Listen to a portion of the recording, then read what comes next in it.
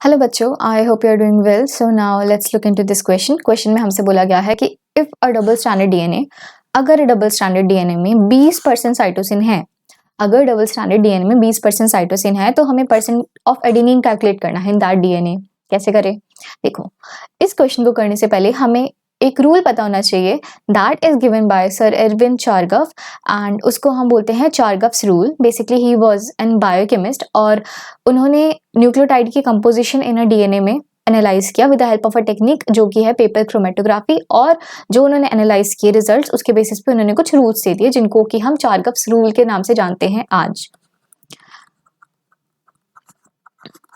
सो चारगफ्स rule दिए तो पहला रूल था कि जो अमाउंट ऑफ प्यूरिन्स है that would be equal to the amount of the pyrimidines. मतलब जितना डबल स्ट्रैंडेड डीएनए में एडेनिन होगा उतना ही थाइमिन होगा और जितना ग्वेनिन होगा उतना ही साइटोसिन होगा। अब इसको समझने के लिए अगर हम एक डबल स्ट्रैंडेड डीएनए लें, इसकी पोलैरिटी 5' to 3', इसका अपोजिट जो कॉम्प्लीमेंटरिटी मेंटेन करने के लिए जो कॉम्प्लीमेंट्री स्टैंड होगा उसमें 3' to 5'। तो अगर हम यहाँ पे लिखें ATGC ATGC तो इसके अपोजिट स्टैंड में क्या है हम लिखेंगे that would be equals to the TACG। जितना एडेनिन उतना थाइमिन, एक एडेनिन दो एडेनिन। अपोजिट स्ट्रैंड में कैलकुलेट करो कितना थाइमिन, एक थाइमिन दो थाइमिन, दो एडेनिन दो थाइमिन। समझ आ रहा है? सिमिलरली अगर ग्वेनिन का हम देखें तो एक ग्वेनिन दूसरा ग्वेनिन एंड यहाँ पर भी जितने ग्वेनिन है उतने साइटोसिन। दूसरे स्ट्रैंड में देखो साइटोसिन कितने, एक दो, हो गया ना इक्वल।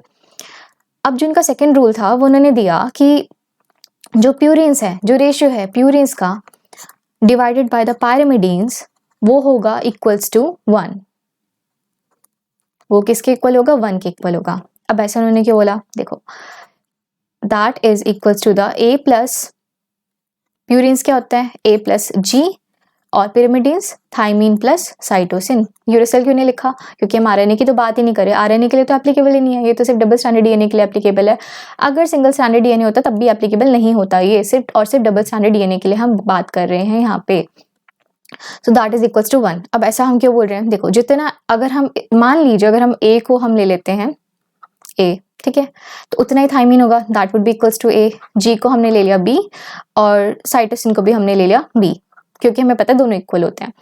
अब 1 हमें प्रूव करना है बेसिकली, तो जितना A है, A कितना है हमारा और G कितना है B।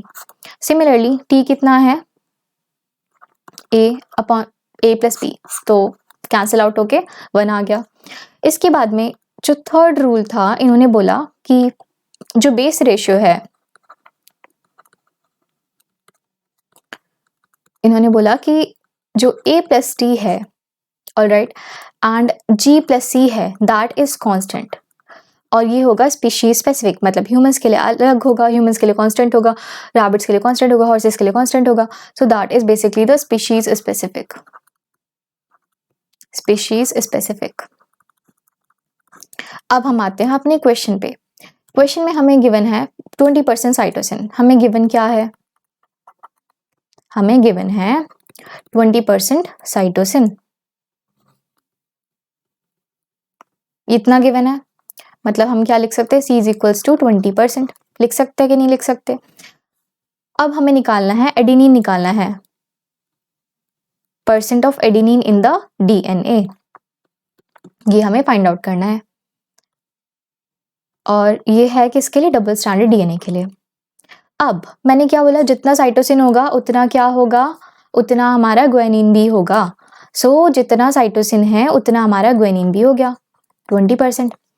अब हमने 100% लिया डीएनए। अब दोनों में से ये दोनों को ऐड करके सब्ट्रैक्ट कर दो तो क्या बचेगा फिर हमारे पास? देखो 100 minus 40 that would be equals to 60। अब जो ये 60 होगा वो किसके इक्वल होगा? वो A+T के इक्वल होगा। होगा कि नहीं होगा? अब हम मान लो, अब हमने A को स्मॉल ए ले लिया और T को भी हमने स्मॉल ए ले लिया, तो A+T would be equals to the 60। A+T would be equals to 60, है ना? अब हमें ए निकालना है। हमने ए को स्मॉल ए लिया था, टी को स्मॉल ए, फर्स्ट स्लाइड में देखो लिया था। इसके बाद में इज इक्वल्स टू 60। अब 2a हो गया, 60 हो गया। अब a 60/2 that would be equals to the 30।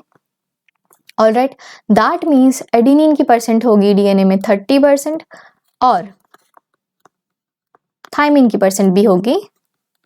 Percent of thymine in the DNA would also be equals to the 30%. So I hope you understood it well and all the best.